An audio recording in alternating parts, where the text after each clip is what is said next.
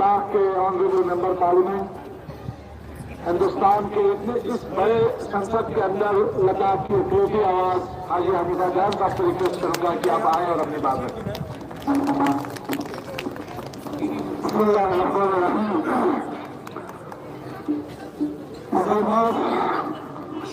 का श्री रेड्डी साहब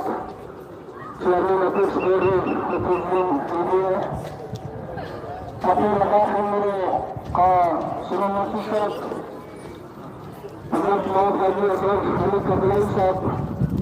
honourable executive councillor फेरे साहब ऑनरेबल कॉन्फ्रेंस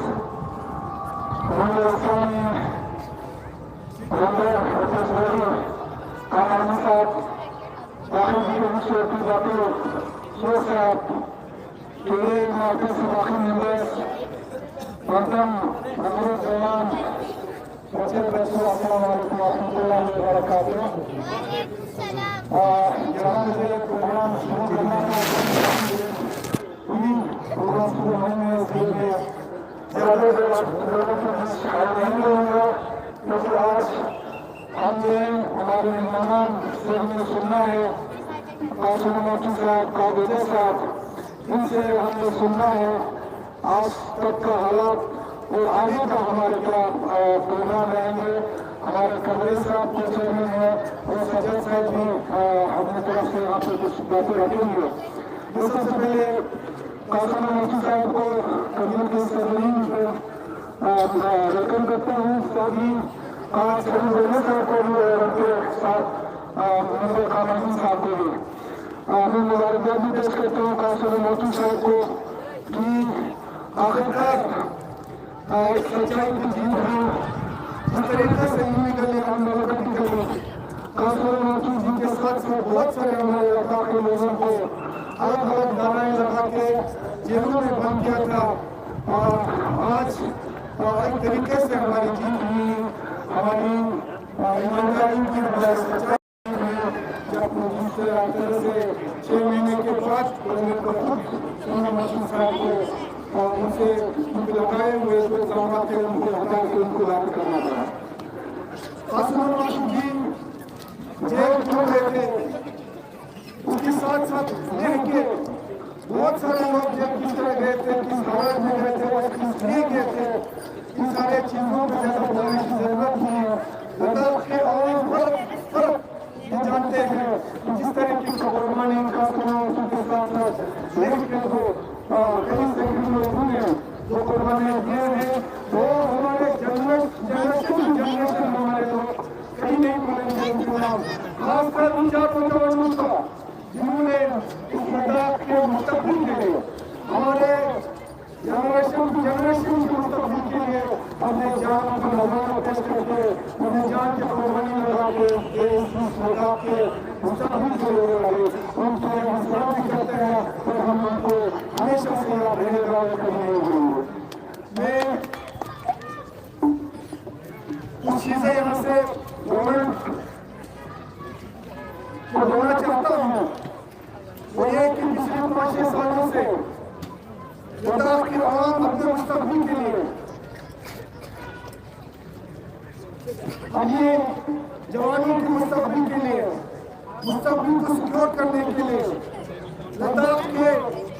कल्चर, लद्दाख की आइडेंटिटी, हमारे शनाख्त के लिए जिस तरह से हम लड़ाई लड़ रहे हैं और आप लोगों से मुतालिबा कर रहे हैं। आज 6 साल हमारे को है लेकिन अभी तक उन मुतालिबों पे कोई नतीजा खैर कोई डिसीजन अभी तक नहीं आया। हमने हमेशा हमारे जो लीडरशिप है, चाहे केडीए की लीडरशिप है, खुसूसन आज इस तरीके से आज हमने यहाँ पे जिक्र किया हमारे आफूज साहब का, जिन्होंने अपना पूरा जिंदगी इस कौम के लिए, इस कौम के गरीब तबके के लोगों के लिए पूरा जिंदगी सर्व करके आखिरी सांस तक, जिंदगी के आखिरी उम्र तक इस कौम के मुस्तकबिल के लिए लड़ते हुए वो इस दुनिया से रहते हुए उनके कोशिशों से, हमारे बुजुर्गों की कोशिशों से लद्दाख में अमन रखते हुए बहुत ही अमन से हमने आज तक हमने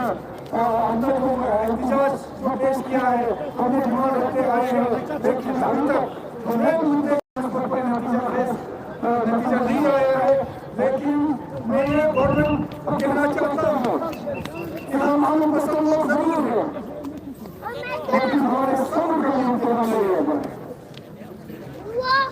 आज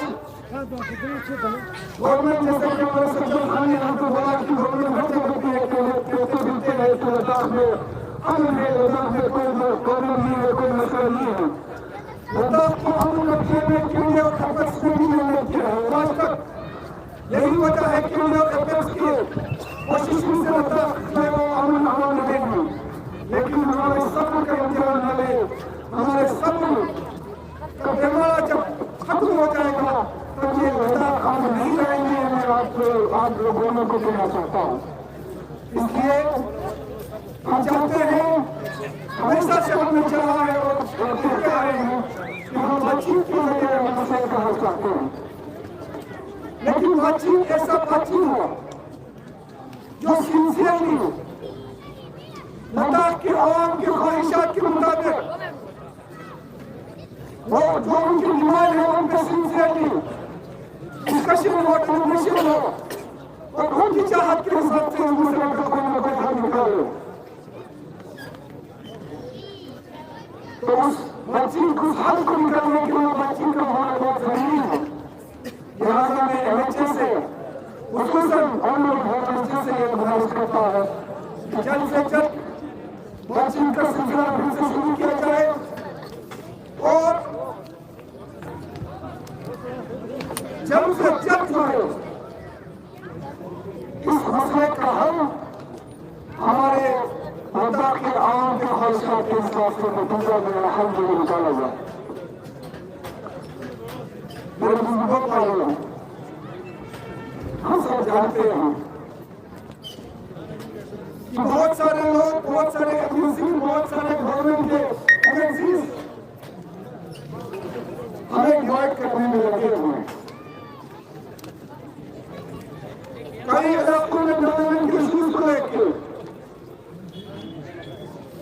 हमारे नौजवानों को एम्प्लॉयमेंट का डर दिखाते, अलग अलग तरीके से हमको डिवाइड करके हमारे इस मुद्दे को, इस मसले को ठंडे मसले में डालने की चक्कर में और उस पर काम कर रहे हैं। लेकिन ये हम सब जानते हैं कि हम ये लड़ाई किसी पॉलिटिकल लड़ाई हम नहीं लड़ रहे हैं। हम ये लड़ाई जानबूझ के गवर्नमेंट के खिलाफ कोई लड़ाई नहीं लड़ रहे हैं। हम अपने मुस्तकबिल के लिए लड़ाई लड़ रहे हैं। हम इस शनाख्त के लिए आवाज से लड़ाई लड़ रहे हैं। अपने कल्चर, अपने आइडेंटिटी, अपने सब कुछ जो कि हम जानते हैं कि आज इस सेटअप में अगर हम लोग रहा, इस हालात में अगर हम लोग रहा,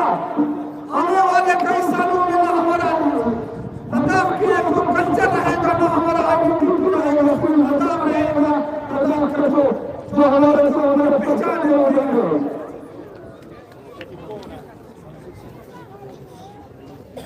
यहाँ तक भी मैं समझता हूँ, मुझे ये खदशात है, मुझे ये डर है कि कहीं न कहीं कई साल गुजरने के बाद हमारा जो मजहब है, चाहे वो बुद्धिस्ट मजहब हो, चाहे वो मुस्लिम मजहब हो, हमारे मजहब में भी नहीं उतरेंगे।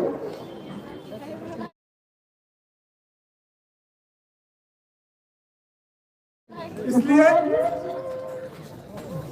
मैं कल की आवाज से फिर एक बार गुजारिश करना चाहता हूँ। पिछले बार भी मैंने इस मुद्दे पर आप लोगों से गुजारिश किया कि हमें डरना नहीं है, हमें थकना नहीं है। हमें अपने मुस्तकबिल को बचाने के लिए कहीं किसी हद तक भी जाना पड़े, हमें जाना। लेकिन हम समझते हैं कि लद्दाख के आवाम हम लोग अमन पसंद है, शरीफ लोग हैं, इसलिए हम चाहते हैं कि हम अपने हुकूमत के साथ मिलकर, अपने गवर्नमेंट के साथ मिलकर बातचीत के जरिए इन मसलों का हल निकालना चाहते हैं। और हम ये गुजारिश करते हैं कि लद्दाख के आवाम के मुताबिक, की ख्वाहिशात के मुताबिक इन मसले का हल निकाला जाए। नहीं तो हम अपने मुस्तकबिल को बचाने के लिए किसी भी हद तक जाना पड़े, हमें जाना। और आप लोग याद रखना, मैं पूरा करगिल के आवाम, रात से लेकर संस्कार तक, पटाली